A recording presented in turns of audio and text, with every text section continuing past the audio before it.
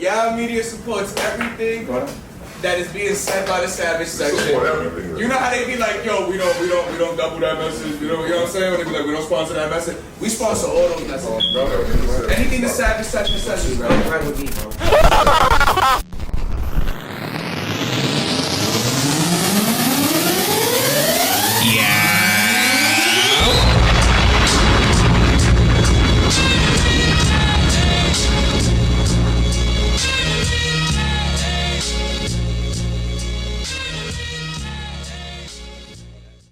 YaooItzaPodcast, your boy ERI95. I'm shaped like a dictionary. It's your boy Mike Streeter, special guest hosting today. Mike, you just be doing that shit, man, naturally. Like outside, Got all the people that's in the Savage section every single time. Savage section salutes to y'all, to the Yao Army out there, man. George Young behind the cameras like every time, bro. Please salute to him, bro. If you don't, you know we got an issue. But we got a real special guest today, bro. Like I'm talking about such a special guest, bro.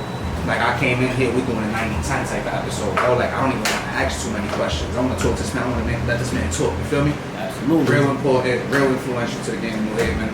When I first moved out here, I heard a lot about him from his son Junior. But then afterwards, learning through everybody, I started learning a lot. Like yo, this man was holding New Haven down on holding New Haven down on more than just outside of doing books. Music side, you kind of had an influence. There was a lot of stuff going on. So, ladies and gentlemen, man, I want to introduce the one, the only L.O.R.D on the podcast. Now, the name L.O.R.D, we understand that's an acronym. You want to tell the people what that stands for? The acronym stands for Life of a Resilient Dude. I like that. Resilience is definitely something you have, my man. We know that for sure. I've definitely seen that shit. Starting off, we want to talk about early life for you in New Haven, growing up out here. You was born and raised in New Haven, right? Born and raised. Okay. New Haven, fast-paced city. Right. So, a lot of poverty, especially in my younger days. So grew up in public housing, me, my 3 siblings, single-parent mom. You know, things always wasn't as easy for families who come from what I come from as it is for other families. So when you have those situations, usually individuals react and, try to make the best living for themselves possible by using what they have to make that living with. And just so happened it been like hustling, street hustling. So got caught up in the streets early on, just hustling, the regular things, get knocked off, come home, then finally move on to getting out of the game. But that came on later on in life, got out of the game. But by that time, you got so much baggage from the game that everything is just not always as crystal clear as you would want it to be. Got it. So moved on from that to the music. Okay. To the music, you know what I'm saying? Had a few cases, people's, quite sure everybody remember that when those cases got reversed, the 365 situation. Yes. So my case is related to that. I was wrongfully convicted by the same prosecutors, same detectives from the New Haven Police Department, situation like that. So I just recently came home from doing 20 joints. And it is all attributed to like coming out of that type of environment. So that's where I'm at with it right now. Because you said you was leaving the game. Yeah. So basically they came and got you while you wasn't even. Yeah, it was over. I was doing the music, but I had cases. My case was from the mid-90s. The case was from the mid-90s. It was a bullcrap case that they had put on me, but now all the corruption involved in my case is starting to come out. So that's why you see my online presence. You see while I was in there, I produced videos, like 6-minute documentary style video, talking about the corruption that I got caught up in this whole era of corruption that a lot of dudes from New Haven got caught up in. Right. But usually you never have the proof. But now all the proof has begun to surface, and it all started when those cases started being reversed. A lot of murder cases, and then you would see how police and prosecutors were doing things that were like outside of what they are supposed to do. Just to try to get a case. Yeah, a lot of that went on. A lot of people got falsely arrested, wrongfully convicted, and that's what I pointed out in that 5-minute documentary style video that I had put out. And you did that while you was locked up. You did that. I did that while I was locked up. That was one of the things. How was that process? Like, how would you do that while you was locked up? It's like I wrote it out. Wrote out all the scenes. I was able to get some footage of myself in prison. Right. So I used some of that footage of me talking, explaining about my case, and then I wrote out what I wanted to play out in the documentary. And the individuals who were standing up for me, like Attorney Alex Talbot, you know, he's been a mouthpiece for me in my case. And you got J.O. Richardson. You got a lot of people who came out for protests that I organized while I was in there. And you were organizing protests while you were locked up. Oh yeah, yes. I organized a couple of protests while I was in there. Yeah. And shout out to everybody that showed up, and that's a testament to how much you meant to a lot of people, because I knew about the protests. I didn't know you were organizing yourself. I thought it was like June and the other kids. I thought they were organizing. I didn't know you was doing those yourself. So that's a big salute to you, and definitely a huge salute to everybody that came out. They were showing up in numbers for sure. Yeah. It definitely was instrumental in it. Like, you know, I use all of my resources, call my peoples, tap into it, let them know. As a matter of fact, June was involved on the video. June I saw him was on the megaphone talking to the people and everything. Yeah, now you heard a song in the background too. Yeah. Got one of his joints in the background of it. Yes, indeed. Because then you kept it all together like that too. But now, before you actually got into that situation, you were doing, you said, the music. What role were you playing in the music? Because you had a record label, correct? Rise and Shine Records. All right. Rise and Shine Records. What was your day-to-day on that? So Rise and Shine Records, like, it was like I would get the artists, and you know what I'm saying, cultivate that talent by putting them together with producers who was making beats. Like, say for instance, I don't know if you know a sound from LFL, old school dudes. This is around the time. Yeah. You know what I'm saying? So he did the Sad Thug song on one of our joints, on my man Darky B joint. Okay. And you know, the Rise and Shine Records was largely attributed to us trying to get out of the game, get away from the streets, and it was a community-based mission. Rise from the negative things in the hood that we see going on and that we participate in, and shine on the positive side. And at that time, the positive side would be music. Music was a way out. Right. You know what I'm saying? Music is a way out still if you use it right. But that was the premise of Rise and Shine Records. Everything had gotten kicked crazy with cases and everything, and it just like the ill-gotten gain wasn't adding up.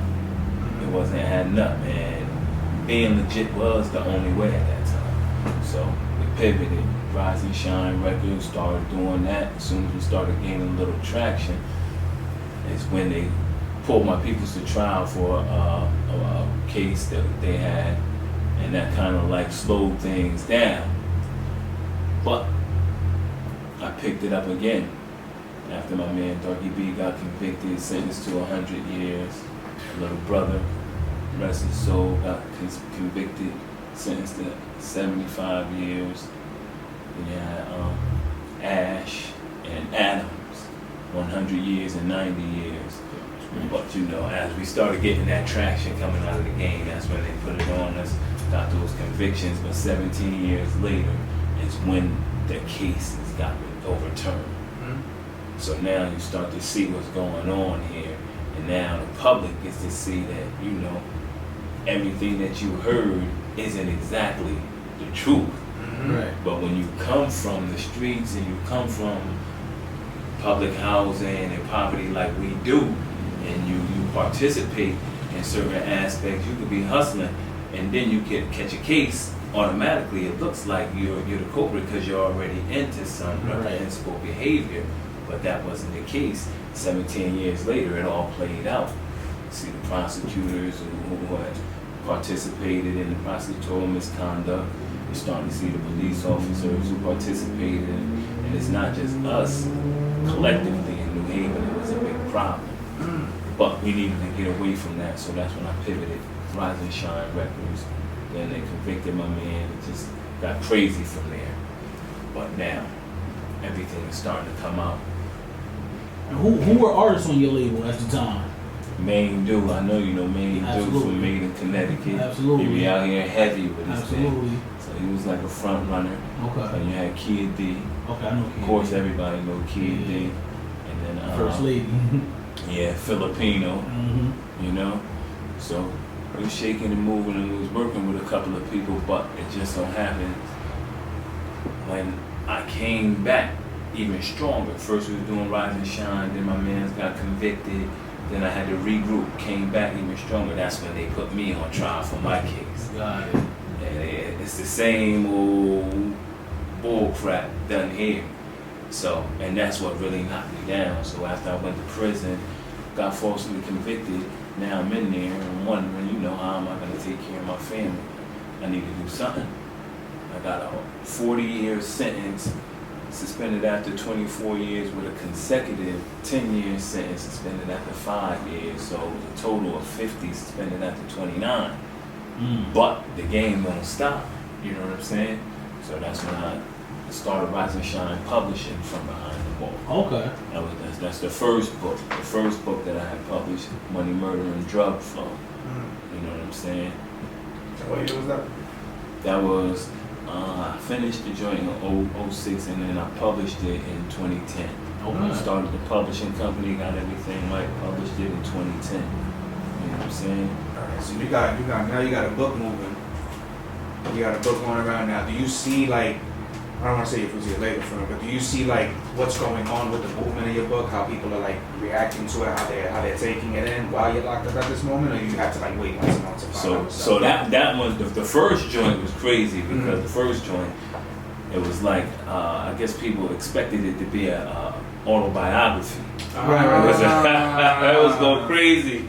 And knocking down on people's door, like, y'all got copies of the book. It was crazy. So I'm knocking them off, getting rid of it and everything. But business-wise, I started to learn, like, it's a bigger world out there than just Connecticut and just New Haven. Just because I had that hot buzz in the city at that time and everybody was talking about it, that's only going to last but for so long. Right. So I had that going, but a lot of people, like, from the church give me support, because even while I was in the streets, I still went to church with moms and everything. I still participated in activities that the church would have with the youth and stuff like that. But people with my moms were like, yo, we can't read that book. That Money, Murder, and Drug for a straight gangster. A straight gangster, man. But she was talking about it, and then that's when I realized that I gotta do something different, and I wanted to do something for her. So that's when I started working on this book right here, Mama Bear. Okay. You know what I'm saying? Me and my brother actually was in the cell at the same time. His case hadn't got flipped yet. My case still was, all the corruption was being hidden. But, so I started writing that book to pay homage to her and the millions of women like her. Right. Because a lot of people don't understand how hard it is for black women. Like, but black men is one thing, but black women, like, carry the burdens of black folk for forever. Absolutely. You know what I'm saying? And it's like they're unsung heroes. So Especially doing having that black book. sons. Yes, especially having black sons. So, Absolutely. you know, it's just a scary thing. But I wanted to give her flowers while she could smell it. Absolutely. That's beautiful. So I wrote that joint up, got it dead right, and then you get wiser. So now I changed my company from Rise and Shine Publishing. You know, we started Rise and Shine Records on our streets, got convicted. Went in there, I still gotta get it. Rise and Shine Publishing. Got smarter, more knowledge of the publishing industry, then I go get it publishing. So now I link up with my daughter and I let her know what's going on, and we're really, really serious about it. And I get this situation going from the inside, and baby girl, like she execute on the outside. So started getting a lot of little buzz with Go Get It Publishing, the Mama Bear book. And it's just been good. Then I ended up getting a letter from a commercial publisher one day. Commercial publisher, 3 months out after Mama Bear dropped, they wanted to do it there. They contacted me in prison. One of their researchers found the book in the Library of Congress. So when they find the book, now they report back to the commercial publishing company saying that this is a good book, blah, blah, blah. So they referred them, and then they send me the letter in jail. Now you know, to get published is a hard thing. Absolutely. Let's take It's, that's all. yeah. That's what I'm saying. Like you starting a whole fucking business. Be like behind bars, like Yeah. So when they reached out with that, I couldn't really pursue it the way that I wanted to pursue it because it was so early in the company. They ain't know what I was worth. If I would have been telling them this, that, and the third, you can't articulate this stuff without having the proof. Right. You know what I'm saying? So what they seen from a business point of view is this is something that we can blow up. But they're not understanding that this is somebody that's on top of his game, and you're not just going to be able to give them pennies. For them to make millions. And listen, I respect the game. I respect what they do. But I knew I would undercut myself. Right, nothing had came from it because I'm teaching this publishing company is about generation wealth. You know what I'm saying? Me and my daughter Gabrielle Salters, and I'm getting this right for the kids, my grandkids, just putting something solid there, building something solid instead of sitting in there in prison for all this time and not doing nothing with my time. I'm creating this business.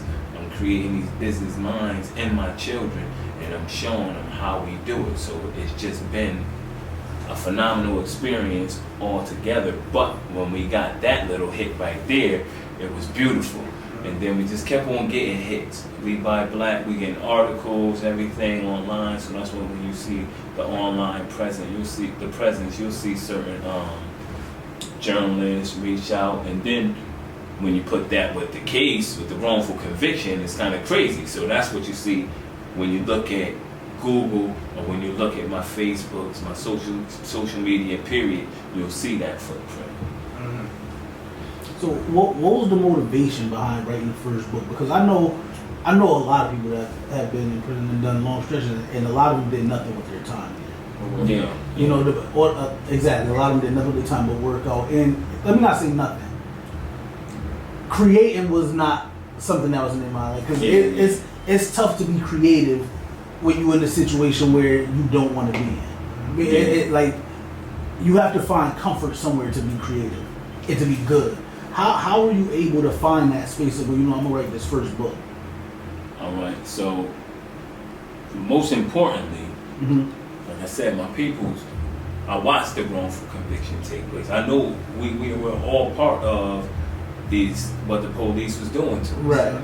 Our cases all correlated. Everything is the same. Now, when we're in the street, we really don't care because we got the money to pay bond. We get out on bond. And you just chalk it up as this is the game. Right. You know what I'm saying? You can get framed or you can get arrested for somebody else's crime. But what you're gonna do? Right. You chose to step into the kitchen. You gotta accept the heat. So with that being said, after my peoples got convicted, I started going harder with the music by the publishing, which caused them to bring me to trial now. So now that I'm convicted, they're convicted, I need to get this bread. This bread. One, I gotta set my family straight. Right. So we should always be working to better the quality of life for our family. Always. So one, I need to set my family straight. And two, their situation. They had life sentences. They wasn't coming out alive. Right. Even though I had this 50-year sentence where I had to do 29 years of it, if I potentially was coming out live, I would have been a little older than I am now, but I was coming out live. They wasn't.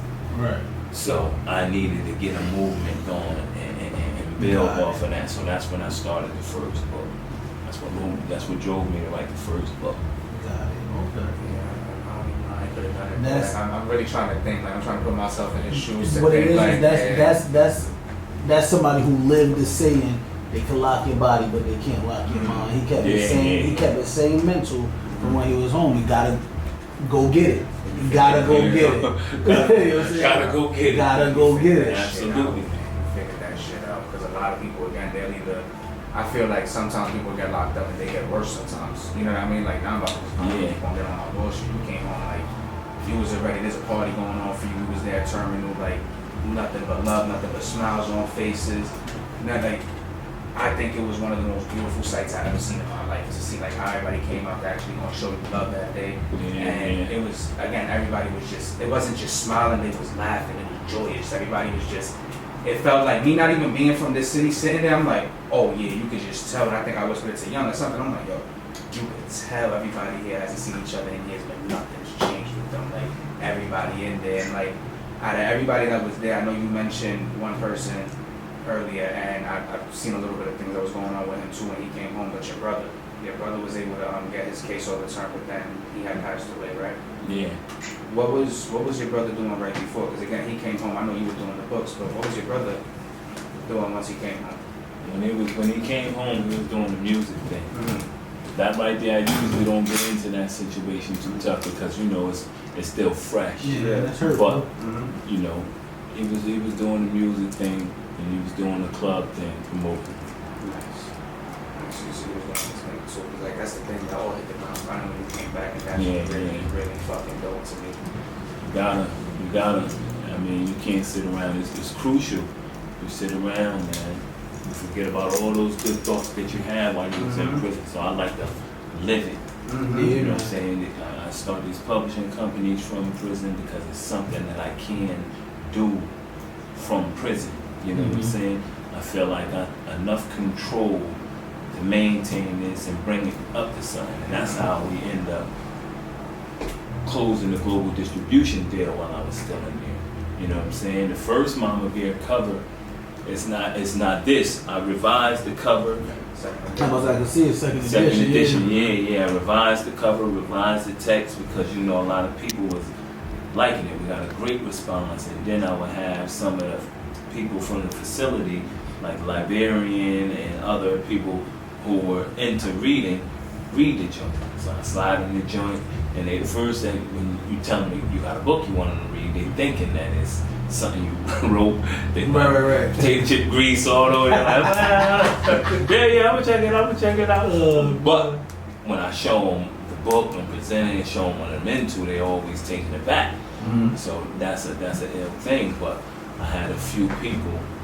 This one dude, English dude, Ed, scholar, real smart guy, white dude. At first, I didn't think he was gonna be able to understand and comprehend, but he's so open-minded that he took this joint in, man. He read Money, Murder, and Drug Flow. He read all of it, but he was telling me that he liked my growth as an author, and he was referring me, listen, man, get this book professionally edited. You gotta get this book professionally edited. So I took heed, you know what I'm saying? And then while he said that, I was already working on closing the global distribution deal with me and my daughter. So I absolutely had to revise everything. Small typos, wanted to get rid of them, you know what I'm saying? And then in prison, you gotta work with what you got. So I worked with a few pictures on my first book, on this first edition, worked with a few pictures. But as time went on, then I get the graphic arts dudes to help me out. Yeah. Shout out to Gavin over there, you know. You know what I'm saying? Listen, give it up. Give it up. Yeah, I've been calling Gav for some years, man. Haven't been through, yo, listen, contact Gav. Tell him to help me, I need that sort of PDF. And then I just came up with this little love. I'll never forget that. I'll never forget that. Listen, always. But in the end, you know, close that global distribution there. So now I'm on a lot of platforms, and now I can reach a lot of different, over 150 countries, you know what I'm saying? Different languages. So now I'm building off of that. So I'm doing my rounds, and so I'm glad, you know, to hit home first. These homegrown podcasts, you know what I'm saying? Absolutely. Appreciate you heavy. when it came down to it now, the writing process. Now your first book was The Money, Murder and Drug Flow. And Drug Flow. What's been the toughest challenge you've had, like writing? Like, what's been like the toughest challenge from one book to the next? Things that you feel like you've had to get better at and you've gotten better at. So, I would say the toughest challenge was transitioning from street novels and urban fiction to like romance.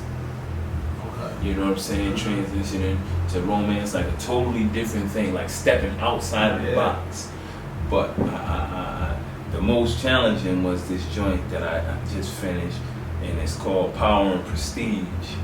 And you would think it starts off first like it might be an urban novel because there's a black couple involved, and you think that it's following their story, but it's really following the story of the Rothschilds. It's this rich family, and you know they got a spoiled son that gets in trouble, and the father doesn't like the way that he's sucking up the bank account and all this stuff. But that right there is a thorough joint because I totally abandoned what I know, what I'm used to.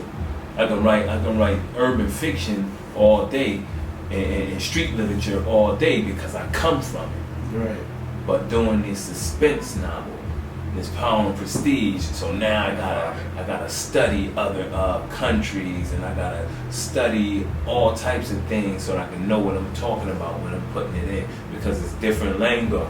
It's not the regular lingo. My characters, their dialogue is gonna be different from a dialogue with two dudes from the hood. You know what I'm saying? So just stepping outside of the box and doing that was really challenging, but I like the way that it came out. Who's been an inspiration for you, like author-wise, when it comes to you writing? Man, really, it's the dudes that was in there with me. Like dudes that was in there with me, dudes that I would bump into that would be passionate about it. Like this kid, Kamafi Kama, Amel Watson. The conversations just would be crazy because we got these visions of starting a company in jail and making it happen, but he didn't have as many resources as me. But the conversation was still genuine, you know what I'm saying? And talked about it.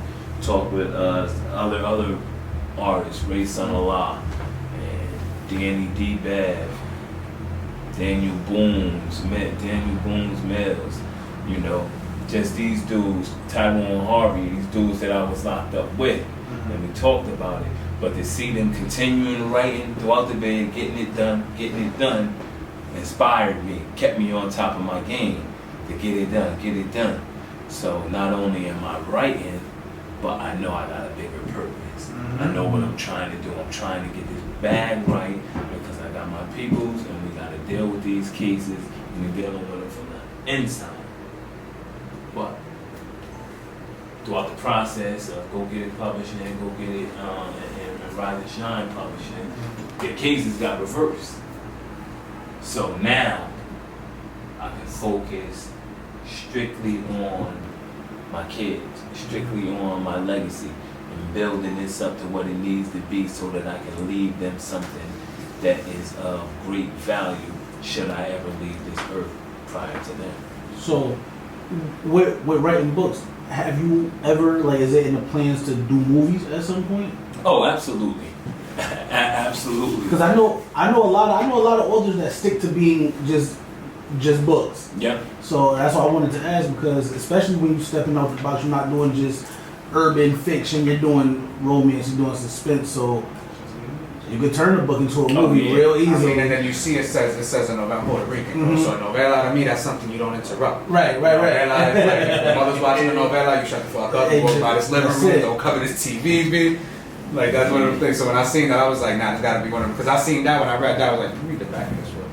I gotta read it, bro. When you start reading certain things, it's just how it's put together. Like when a person puts a music video and they're not saying directed by, shot by, they're like, this is a movie painted by, or something. You're like, nah, we should fucking go with that. Like, you know what I mean? That artistic touch to it, huh? But yeah, you know, definitely having more it's about, because I'm coming from it from a business point of view too. Right. So I want to create as many streams of revenue as I can. And in doing so, I have to study this, that, and the third. So we talk about writing books. That's one thing. Now I have to study the film industry and screenplays in order to take it to that level.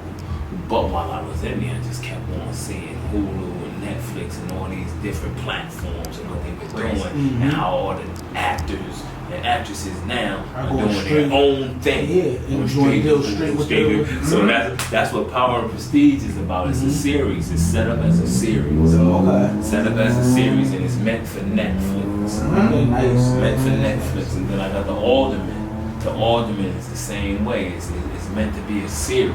Okay. You know what I'm saying? The Alderman, the Raw Chronicle, Inner African American Leadership. That's like one that I can't wait to drop that one. I can't wait to drop that. You can get the first 4 chapters in the first edition of Mama Bear. At the end, I got the Alderman. Nice little teaser. It's in there, then it leave you off at a nice spot. So those you can catch that in the first edition. But man, when I get to that Alderman, man, you know what I'm saying? I get to that Alderman is nice. I love it, man. So a lot of the content, I like to put content where I can go somewhere with it. Right now, the industry, publishing industry is saturated with quote unquote hood books. You know, they get a bad name now. It's hood books. When it was fire, it was coming out left and right, and it was, you know, the thing. It was moving, but right now the market is saturated. Yeah. So again, you gotta pivot. You gotta change the game. So I got some nice material with different backgrounds that people come from, and I do that so that I can have more than just one lane. You know what I'm saying? Got it. And gotta get, like you said, that movies and the documentaries. That's the one. And I'm down to see the movie now. And now, especially in the times we're in now, if you could do most of the funding yourself to get it filmed, you don't even need. You don't really. You talk about language. You could distribute yourself. But a lot of these, Amazon will pick you up. Amazon will pick you up immediately. Yes. Black network. We got a lot of. There's a bunch of black streaming networks out now, like Tubi, the Zeus network. These things are out there for independent filmmakers and directors, and stuff. There's things out there like that for that. So everything you're doing right now is accessible too. These cameras right here, those are the ones that you got to use for Netflix. There's like a list of cameras that they give you, and then like you got to use. It's one of these 8 cameras, and this is one of them. You know what I mean? So it's accessible as fuck, man. It's just about staying on point and not letting the regular things in life pull you away from the actual mission. You gotta know your mission. You gotta have your mission in everything. Like I tell people, my personal mission in life is to be proactive and increasing the probability of success for my family, my career, and my community. And to live life to the fullest while doing so. You know what I'm saying? That's my personal mission. That's why you see me out here going to this publishing pop-up pizza parties, or you see me out here showing up at events where it's something positive for the community. Anything that is pushing away from what the norm is, what I come from, or whatever. I'll never vilify anybody out there doing their thing. You know what I'm saying? We do our thing, but we know it's a price to be paid. So when it comes time to pay that price, make sure you paid in full. Now, that slippery crap, you know what you was getting yourself into. But at this point in my life, you know, I know that's not the way to go. But I still wouldn't look down on the next man, because I know what it is to be living with your back against the wall. And that's how I got my strength. You understand what I'm saying? Living in those adverse situations, living through, you know, not having enough in the household to take care of us, and having to find alternative routes. And that type of thinking, when you have to find those alternative routes, you have to be creative. So I was creative as a youngster. You know, shoveling snow for bread is the regular. But when there ain't no show still on the ground, then you gotta change the game. So I changed the game. Me and baby bro, we got the lawnmower going door to door in the hood. Can we mow your lawn? You know what I'm saying? Just everything. You got C-Town over there. It was everybody's back in the days, but people they don't let you bring the carriages outside of there.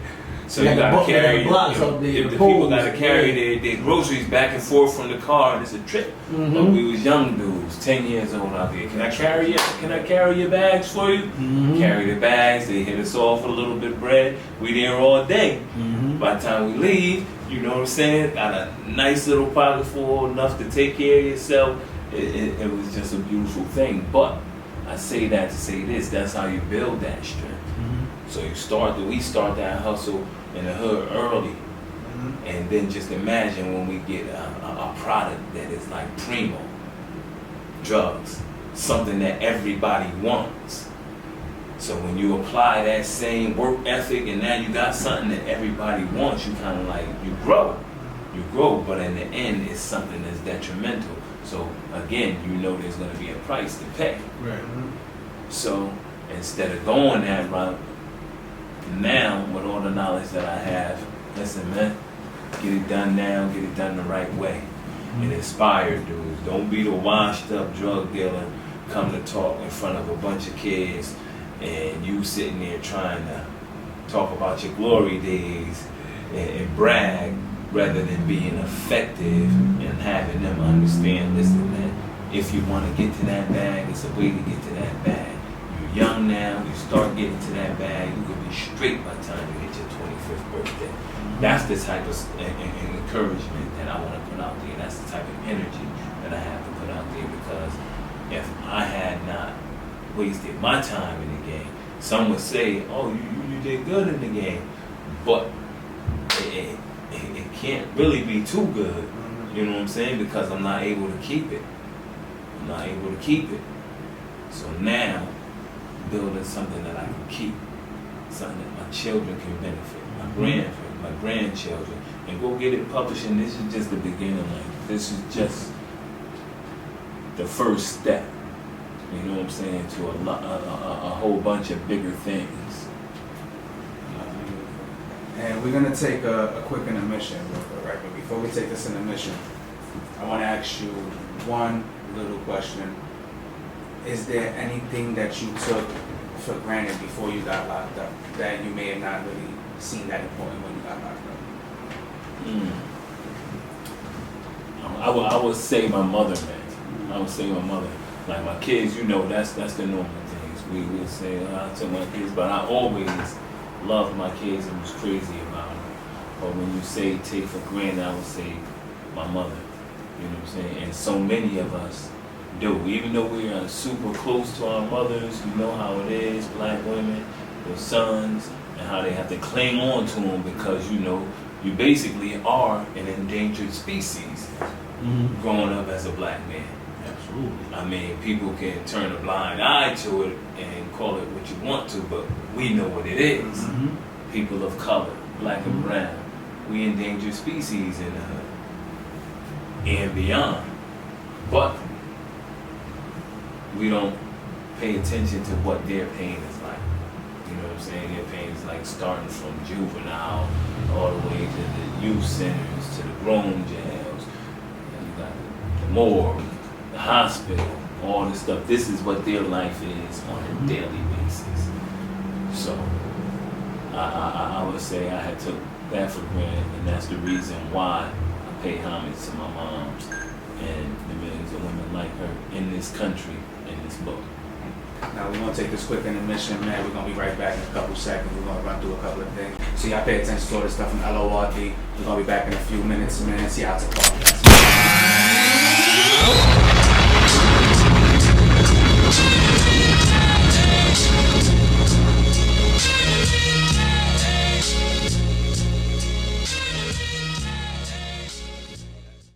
It's Mike! It's your boy Mike Streeter. We back on YaooItzaPodcast, and I am with... I had to show out Mike because you E on I know, man. You know the fucking vibe, man. We outside. Well, honestly, one of my favorite guests period, since we started this shit, bro. I don't know, like, this has probably been the one episode I've learned a lot, bro. Between this and the Big B episode, bro, like, I've really been learning on this one, bro. Shout out to Big B. Nah, big shout outs to him, bro. That's the guy right there. Now, I wanna, we was kind of talking about it right before we went off. Like, we want to kind of touch a little bit on the wrongful convictions that was corruption. happening. Yeah, like, what was when we learned? When did we learn that there was some foul play going on with these things? Like, what started the fight to I'm coming home? What started that I'm coming home fight? The corruption. We knew the corruption was in the case. We knew these cases were pent on us intentionally. But like I said before, it was we out on bond.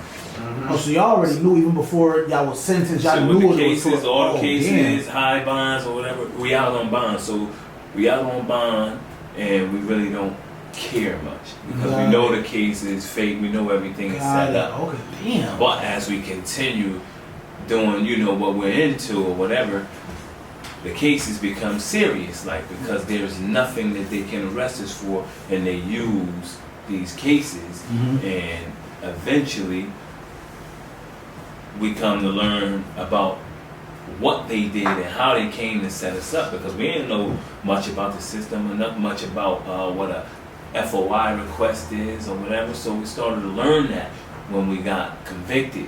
Okay. After everybody convicted, appeal bonds over, it's done. So that's when we started to see who the players are. You understand what I'm saying?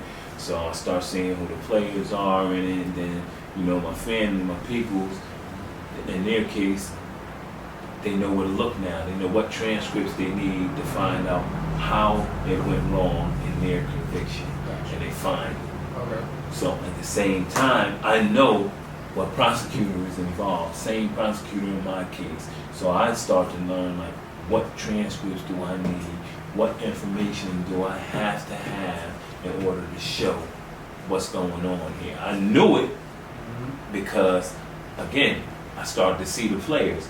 Their faces started to come out, and what they did started to come out. So how they did it, as that comes out more and more, then the fight gets more intense. Because now I know where to look at. I know what to request. And that's how I've been hitting roadblocks in my case. Like they haven't been answering FOIs or whatever, and they'll say, yeah, we're being cooperative. They'll say that to the media, but I got a lot of FOI requests that are unanswered, that are being stalled, all kinds of crap. So that is what really, really built the fight up. Because I know you can't get away with doing all this corruption in the daylight. Once everybody knows what's going on, it's a different story.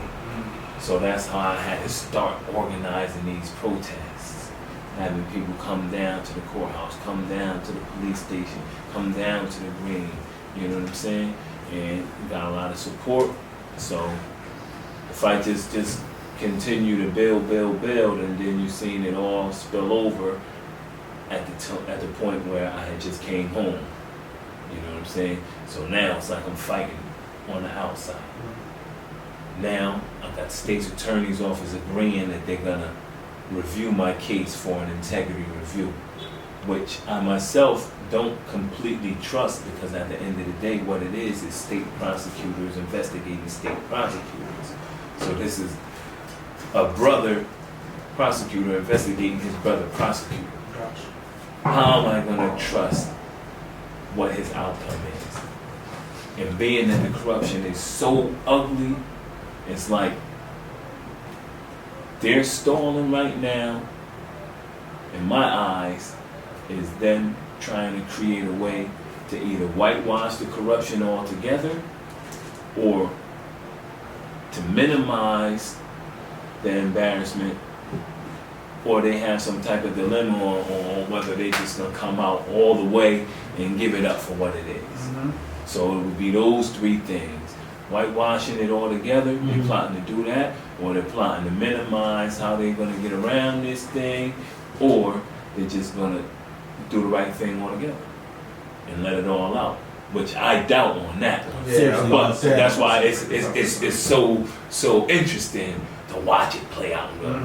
because you know what my fight is like from behind bars. So now I'm here, and you're telling me that you're gonna review my case and see if there's any lapses in integrity.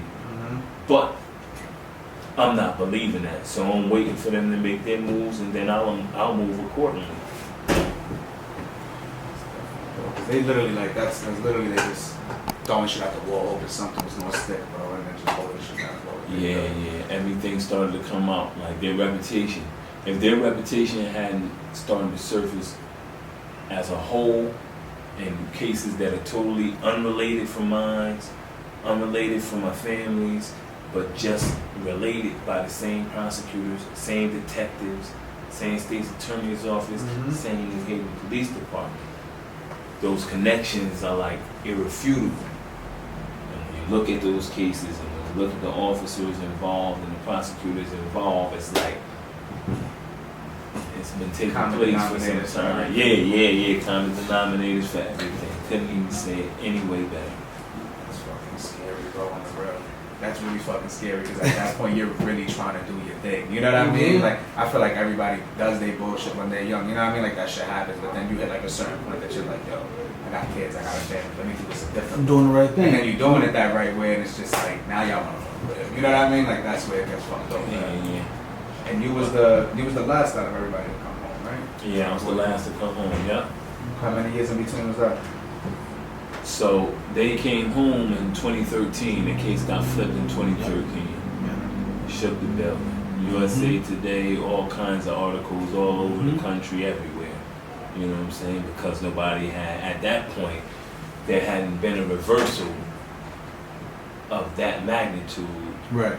especially in Connecticut's history. 365 years. You know what I'm saying? 365 years.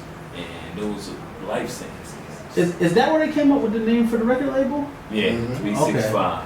Okay. Yeah. I always wondered where they came up with the name for that label. That's absolutely. Okay. And then that's again, like that's life sentences for everybody, bro. Because you're splitting, like you said, it was like 75 years for one, 90 for another. 100 for another, 100 for fucking another. Yeah. And then like at no point did you feel like while you guys was getting these numbers, you didn't feel discouraged at all during this time? Or you just moved like the whole time? Like, ambition. I mean, I use that like the you know what I'm saying? I use that. You gotta use that energy and turn it into something positive. You gotta believe that you can do it. You know what I'm saying? If it's possible, you can do it. I knew it was possible for me to get my bread up, get right, and to be able to help my people fight these charges while we're on the inside. You know what I'm saying? I knew it was possible, and you was seeing that play out as I started to publish these books. Because when I started writing books, I was reaching out to publishers. That's when I realized how hard it is to get published. And then I decided I'm just gonna start my own publishing company. Right. And started pushing forward like that right there. So you know, that ambition again came from everything that was going on. What I needed to do in order to set my family straight, in order to fight the cases with my mans. So, yeah, I was focused on that. Setting your family straight. One thing I want to kind of touch on that is, I come from the same kind of, not the same kind of background, but June, your son, when me and him first spoke, our connection came through the fact that he had told me, he was like, yeah, my father's incarcerated, and I was like, oh shit, my father is too, so my father passed away, but when he was incarcerated, me and June connected on that a lot. And one thing I always wondered is that, because I know it was always tough for my father, he had 3 boys outside of jail, so he's literally trying to raise us from behind bars. How was that for you, like trying to raise your son from behind bars? And you had a great influence on him too, because he's constantly mentioning you in a great light. You know what I mean? He's never been the type to be in some bullshit out here, like love June. Like, what was your challenges? Like, how hard was that for you, like raising your kids from behind bars? Because you definitely still played a role in their life. It was critical. It was critical. I got 4 kids, my 4 different women. So that's always a challenge. You know, you got young kids and they have different mothers. So I always did the best that I could do to get them together. You know what I'm saying? If it wasn't coming to see me on the visits, it was getting them to come to my mom's spot. Christmas, and you got the holidays, and that's more likely when you're able to do it. But it was always a struggle.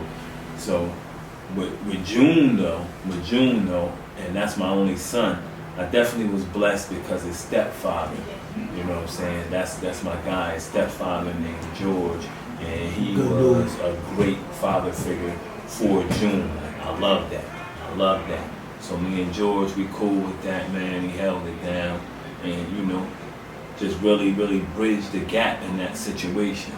So George will always be my guy for that. I had to step out to it too, bro. Like, that's my fault. He definitely held it down too, which is, at the end of the day, that's one of the toughest things, bro. Because, like, I always looked at it that way. I'm like, yo, he came out, like, straight and narrow, bro. Like, he's, you know what I mean? Like, he's not on no bullshit. He's not in here, you know what I mean? Like, even when you see everybody in his circle on some bullshit, it's like you can see him aside from everybody. Like, oh, he's not. He got a real leader mentality. Yeah. Your son has a real leader mentality. Yeah, absolutely. He's not gonna. Like, he's not gonna be influenced to do nothing that he don't want to do. When you peep that, a lot of it comes from your influence as well, because again, like, he's always mentioned. Always. How was your connection with him while you locked up? Did you guys speak all the time? We spoke more so towards the end though, is when we really started chopping it up hard. And he was older then too, so that was even better. You guys got any plans, like, music-wise? I was just about to ask that question. Hey man, he's a star. He's out of this world music-wise, but we got a serious plan about that. About that. That's why you have to tie certain things down one at a time, and it's a good thing because he's a boss and he can work on that while I'm doing this, and then we can meet in the middle and make things happen. So we got a lot of that going on right now. He knows what he has to do. I know what I have to do. It's just about every person playing their part right now, between him, my daughter, and me. You know what I'm saying? She is like the head. She is what makes Go Get It Publishing shake. Gabrielle Salter. Is she your oldest? That's my oldest. Okay. That's my oldest. Definitely giving up for Gabs. She hold it down. Just a boss in every way, and I love that too. I love that she's a female boss. Like what we do here is give inspiration, and when it comes to really letting it be known about how she really make it shake, I know that's gonna inspire females even more. You know what I'm saying? Because she really make this thing happen. We got not only books, but we got merch and all kinds of things going on that I had put together while I was in there. And then I would give it to her and she would execute. You know what I'm saying? Just execute. I haven't had this type of synergy since the previous hustle. You know what I'm saying? Since the game of my peoples, my team, just synergy, getting to it. Doing the things that need to be done in order to get to the bag. Fuck all that bullshit, all that street trying to be this, that, and the third, and all the popular. Listen, sticking to the script, making it shake, is what we was about, and that's how we came so far. Because you can't be into all this violence and expect to meet big numbers in the streets. The two simply just don't go together. They don't. But high numbers and violence and the lower the numbers and the money. So when I shed that from the game, the violent aspect, that's when I really went up. But it was just a certain synergy there, and everybody was on the same accord. So now when I foster that synergy here with my daughter, I tell you, it's like out of this world. Out of this world, and I love her for that.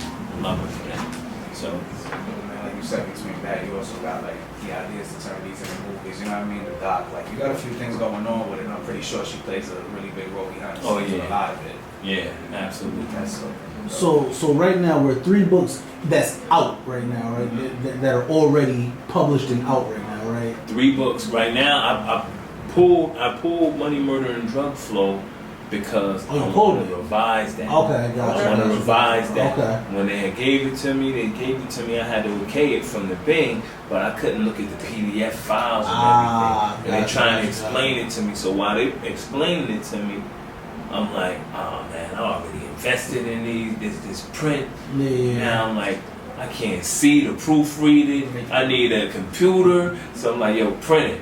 I let them print it up. And it came out good, but the only thing was the asterisks that break up the story. When you come to certain parts to break up the story, the asterisks weren't there. Okay. So, but people were still reading it and loving it. But I knew that, independent publishers, urban publishers was like letting a lot of material fly with mistakes like that. And I wanted a better impression for us overall. Right. You know what I'm saying? So I had pulled that so that I can revise it. You know what I'm saying? So I'll be revising that. And I like the other book, Mama Bear, the first edition, I revised it. Okay. I put the table of contents in there, the interior design, hooked that up, fixed it, whatever few little typos that I didn't like, so that I can now present the book to the world with this global distribution and have it dead right. So that's what it is. Those are the 3 books. But when you go to GoGetItPublishing.com, you can see sneak peeks from all my projects. Billy the Beast, I stepped outside of the box. I got this serial killer book. Nice little joint. Just writing things that aren't the norm. You know what I'm saying? Billy the Beast. I got, like I said, the Alderman, the Raw Chronicle of Inner City African American Leadership. Power and Prestige. You know what I'm saying? It's a few joints. So when you go up there, you can get them sneak previews up there, sneak previews. And getting outside of that element, is there any other kind of genres of books that you want to write into that you're thinking I want to kind of experiment with that. I want to see if I can do something that kind of style. I don't know. I got the situation set up where I'm doing something about the wrongfully convicted. Okay. So it's set up as the wrongfully convicted files. True stories, true cases, but each person's story may be a different chapter. Got it. You know what I'm saying? Each person's story is going to be a different chapter, so you're going to see that come out. And that's one of the things that's in my executive summary right now, my marketing plan and everything. So that right there is... Looking forward to seeing everything you got going. Yeah, that shit sounds fire. I'm not gonna lie to you. That shit sounds fire. You need shit like that, because it's fuck it, bro. Not make light of it. You know what I'm saying? Turn the tragedies into actual triumphs. Yes. You know what I mean? They fuck y'all over for so long. I'm gonna take everything y'all did against me and I'm gonna just actually flip it on y'all now, bro. Now we gonna make money out of this bitch. And I think that's really fucking dope. Do you, when it comes to the publishing side, do you have anybody else that writes with you? You got anybody else on your team that might help you out with the writing side of it? Nah, I haven't done that. But that's something that I need to do. I gotta start getting into that, and I gotta start. I'll be publishing other people's works, but while I was in there, you know what I'm saying. This is a book is an artist's baby. You know what I'm saying? Absolutely. Just as musicians, songwriters, music, and that's their baby. If you're gonna take somebody's baby, you understand what I'm saying? You need to know that you're going to be able to nourish this baby and bring this baby to the best possible status when it comes to health that you can do, instead of taking somebody's baby and being callous with it. I'm not into that, because I know there's a lot of discrepancies. I know you have a lot of people who don't really understand the publishing game and what the margins are like. You think you're gonna get rich because you wrote a book, and then you come to realize, okay, when you got your book here, there, and there, Barnes and Nobles, they take 60% off of that cover price. You know what I'm saying? And then with the other 40%, the publisher, they gotta get theirs out of that. So and then the manufacturing, so it's a lot going on here, to the point that individuals, you will have to educate yourself before you go ahead and publish with somebody else. Right. Because when you publish, you also have a duty to promote your own work. Don't expect just the publisher to do it. And being that in this situation I would be the publisher, I'm behind bars, so I can't really put my all into your baby. So I'm not even gonna take that project on. You know what I'm saying? But now that I'm here, that's gonna be changing. Love to hear that. I see it. I see it next year too. We're on the team of writers. You might have a whole team going on over there. That shit's about to get crazy. What's the first thing you ate when you came home? Spanish food at my man joint. La Isla. Yeah. La Isla out there. That's in Hamden on Dixwell Avenue. Okay, yeah. I think it's New restaurant. 79 Dixwell Avenue. That's a new joint. Yeah. So where would you, when you bring people, like people come to New Haven, they come check on you, you know what I'm saying, shit like that. Where's the 3 places aside from La Isla that you'll take them to go eat at? You're like, nah, you gotta check this spot Aside out. from La Isla? Yeah, you like, nah, you gotta come check this spot out. For like eating? I mean, I've been going a while. You gotta remember, I've been going 20 joints too. I've been fiending like to hit the downtown, like the nightlife downtown as far as the restaurant scenes and everything. You want to go check out Pacifico? I'm a big dude. I like to eat. You definitely want to go check out Pacifico. All right. Downtown, Elm City Social is okay. It's decent. The steakhouse.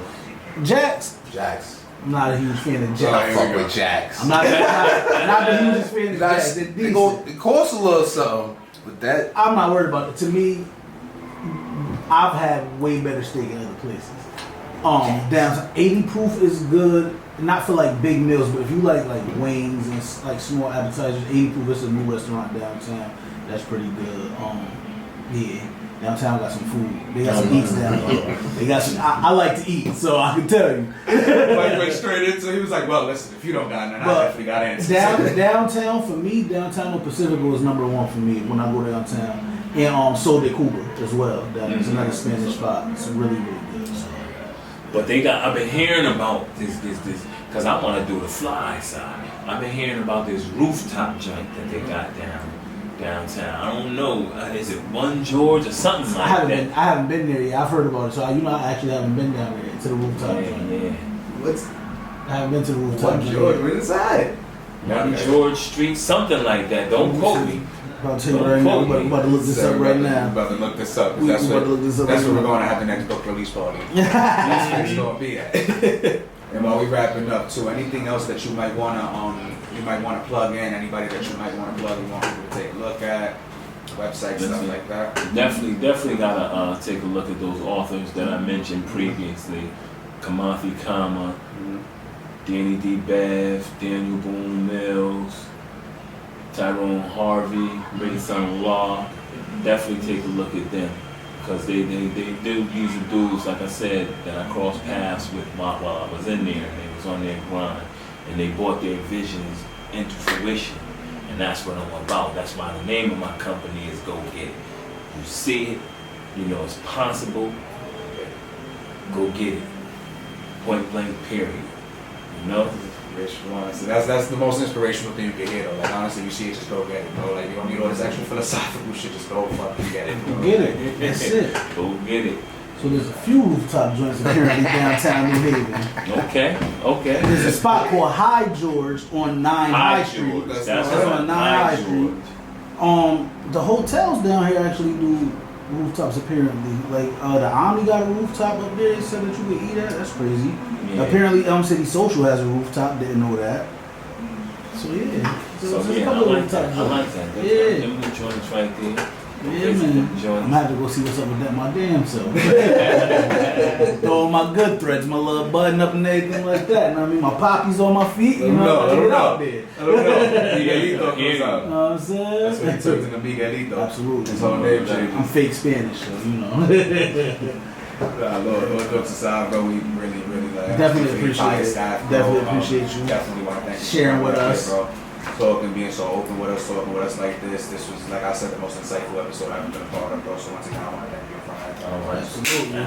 Thank you so much. Boy, L.O.R.D, Life of a Resilient Dude. Mama Bear, second edition is out there. So check that out and watch everything he's doing, bro. This man is moving. He goes and he gets it, bro. He's moving. If he has an idea, he's gonna make it happen tomorrow. So stay on, please, bro. Apple Books, Amazon, Barnes and Nobles. It's everywhere. You want it the audio version, so you want to hear it while you're at the gym. You know what I'm saying? Audio books is for me. You get it done. Audio books are for me. Book Baby, Kobo Books.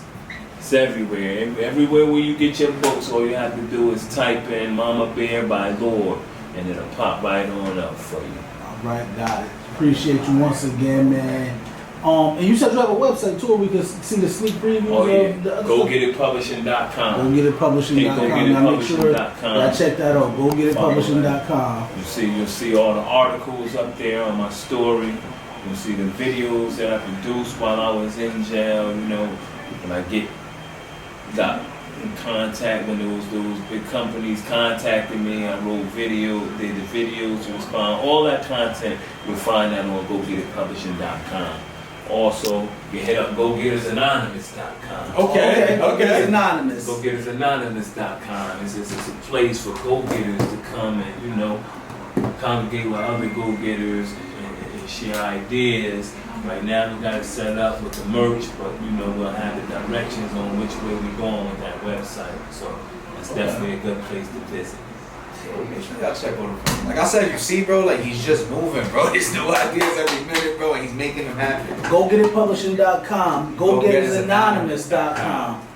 Make sure you get the book, man. Please support this man, dog. He is from y'all city. This is from y'all city, bro. He is y'all city at the end of the day, bro. Please go check out everything he's doing.